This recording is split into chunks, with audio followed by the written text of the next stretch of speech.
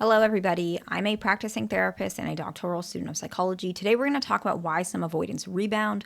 Some of you guys were asking about this, so we're going to touch on this today because, yes, avoidants do rebound, but the truth of the matter is, any attachment style can get into a situation where they feel like a rebound is necessary.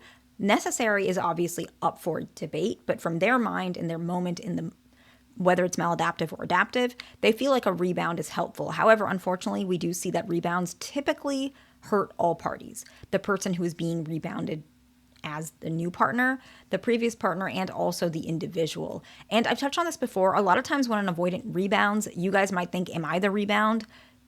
Typically, if you think your partner is an avoidant, you're not the rebound, because that means they showed their true colors. Oftentimes, the rebound partner does not see the avoidant part of the person because the avoidant is not showing their true colors with the rebound. They're just going through the motions and kind of covering up who they really are, not because they're trying to hide it from the rebound individuals, because they're trying to bury their true self because of the pain they're feeling. And so you're probably not the rebound if you're watching videos about avoidant attachment, to be honest. And it's sad for the person who is the rebound partner. And I hope that they find somebody, because it's very hurtful for all parties involved. As I think anybody can imagine, this is not a fun experience for anybody. And why do avoidants do this? It's very typical, similar to any attachment style. However, there's a little bit of specifics. So that's why we're touching on it today. There's first one is to avoid the feeling of loss. This is probably one of the most common reasons avoidants rebound, which is why I put it in the front. Okay. The feeling of loss is an intense emotion, and avoidants do not like intense emotions. They're just hard to sort out, but it's also hard to know what to do with them. And I think that when an avoidant feels a feeling of loss, they do have a feeling of wanting to reach out. That is usually their initial knee-jerk reaction. They want to get back with you. They want to, try and earn back your trust or whatever happened. But what happens when they have that feeling? The feeling of failure comes up, because that means that they made a mistake. Because then that means you guys broke up for no reason. So then maybe they made a mistake, or they're making a mistake now, or that relationship was a mistake, or they don't know, they're not good for relationships. And so a lot of their fears come up after they process the feeling of loss. And so they avoid that because it's very hard to face those triggers, especially obviously if you're unhealed. These are things that they have been avoiding their entire life, and they were very painful at one point when they were a kid. And so the feeling of loss is truly a very difficult feeling to process. And what is easier is something maladaptive. And a lot of times some avoidants do not rebound. What they do with this is they, get more into their hobbies, their maladaptive strategies, whatever it is. But some of them, they rebound because in their mind, there's another part of it that they want to, and which we're going to talk about soon enough, is they don't want to admit that the relationship meant something. And rebounding makes it seem like it was just another relationship. So the next one is that they tell themselves they don't need you. Like I was just mentioning, it's easier if they're, let's just put it this way. If you guys broke up and then they're back to the way they were before, that still can prove that you meant something to them, because they're going to see that their life is more empty. They're going to see their life is less full, in the sense less, like, it's more empty as an absence of you, but it's also less alive.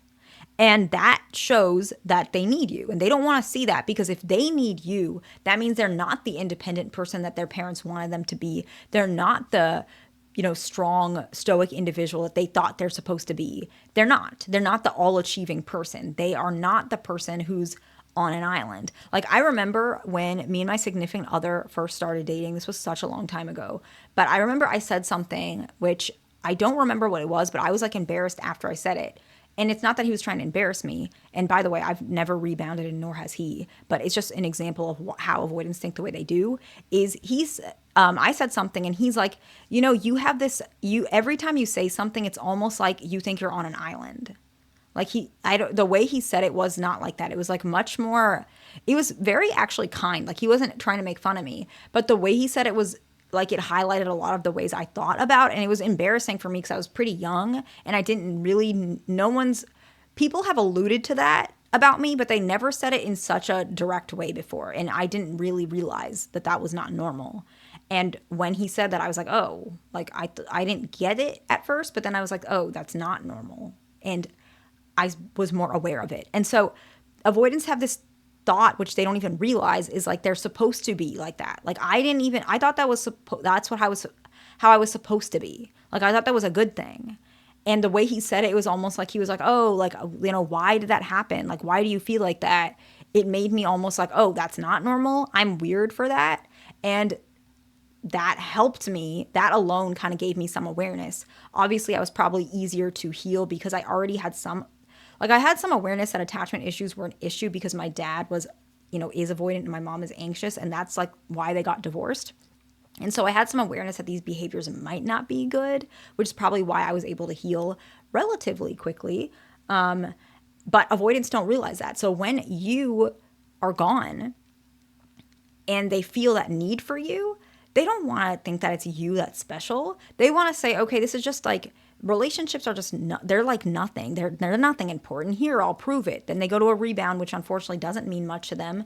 Unfortunate for the rebound, and they can prove that again. The next one is they're trying to tell themselves that the way they feel is just temporary. And it sounds weird, but it's like it's temporary because your relationship is temporary, and then the next relationship is temporary. Feelings are temporary. Things are temporary. Everything is temporary. And so it's okay to jump into another relationship because that's temporary too, and that will end as well. And the next one will end, and the next one will end. You are not something that was so important to them that you're special, right? It's similar to them not needing you, but it's almost like needing you is one part of it, but this part of the equation is like there was a part of them that did want it to last for their whole life. And that kind of shocked them and hurts them. And so now they're trying to just convince themselves that everything is temporary, which is where the rebound aspect comes from. The next one is they're trying to distract themselves. They want to avoid feelings in general. They want to avoid memories. But also, when you love and care about someone, you will remember the fights that you have, and then you'll get a little angry about it, right? Like you'll get annoyed. You'll get frustrated. They said this or they did that. And they don't want to remember any of those things because that also proves that you matter to them, right? If some random person says something, you might be a little annoyed because like, okay, that's kind of rude. That was selfish, or like that was creepy. Maybe you'll feel like that, but you're not going to feel like it's going to be bothering you continuously. At least that's not something that some, like people with anxiety, I understand do that, but people who don't have anxiety, usually they don't really think about things further than what it is, at least not for too long unless they're trying to address something. But if you care about someone and that person you care about says something hurtful, it really sticks to you. And that distraction comes from it as well. Like a lot of avoidants, they remember a lot of things you say, probably further than you remember, which is hurtful for them. And so they end up trying to distract themselves. And sadly, that other person is a distraction. And the last one is, okay, this is, I think you guys know this, but maybe you don't. Relationships have a lot of habit and routine built into it. And the lack of that is hard to cope with, even for avoidance. And so sometimes they want to fill that gap, and the rebound fills that gap. So let's go ahead and summarize. They're avoiding the feelings of loss. They want to tell themselves they don't need you. They're trying to say relationships are temporary and that you're not special. They're trying to distract themselves from all the memories, all the pain, all the love. And the last one is it's habitual that they're used to you now. And so they want to replace you very quickly, similarly because they don't want to say that you're special. I hope this video is helpful to somebody. Please like, subscribe. I'll see you in the next one.